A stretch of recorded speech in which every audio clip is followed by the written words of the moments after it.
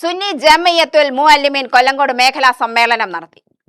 Manjalloor തില്ലങ്കാട് town hall ഓഡിറ്റോറിയത്തിൽ നടന്ന സമ്മേളനം സുന്നി ജംഇയ്യത്തുൽ മുഅല്ലിമീൻ സംസ്ഥാന സെക്രട്ടറി ഉമ്മർ മദനി ഉദ്ഘാടനം ചെയ്തു. ഒരു ഭരണാധികാരി ഭരിക്കുന്നത് ആ ഭരണപ്രദേശത്തുള്ള ജനങ്ങളുടെ പ്രശ്നപരിഹാരങ്ങൾ പഠിച്ചുകൊണ്ടായിരിക്കണം.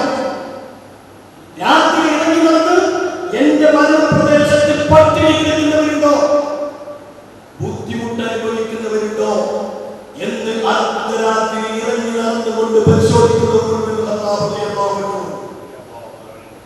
പട്ടിണി പാവങ്ങളെ കാണുമ്പോ അവിടെ നിന്ന് ഖജനാവിന്റെ അരികിലേക്ക് തിരിച്ചുപോയി വിശപ്പകറ്റാനുള്ള സാധനങ്ങൾ സ്വന്തം തോളിൽ വെച്ച് വരുമ്പോൾ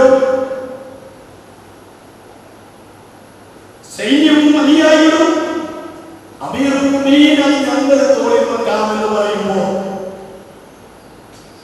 ആ തോളിൽ വെക്കാൻ അവർക്ക് കൊടുക്കാതെ സ്വന്തം തോളിൽ വെച്ചുകൊണ്ട് തന്റെ പ്രജകളുടെ അരികിലേക്ക് അർദ്ധരാത്രി ഭക്ഷണപ്പൊതിയുമായി പോയിരുന്ന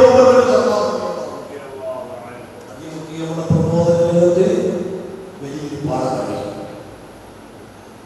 ഈ പ്രബോധനത്തിൽ ഈ കാലഘട്ടത്തിൽ ഏറ്റെടുക്കേണ്ടവർ നമ്മളല്ലേ.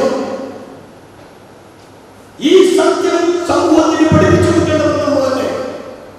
അതിനുള്ള ഒരുക്കവും അതിനുള്ള പ്രയത്നവും നമ്മുടെ സെഞ്ചുറി സമ്മേളനത്തോടുകൂടി നമ്മൾ പുതുക്കേണ്ടത്.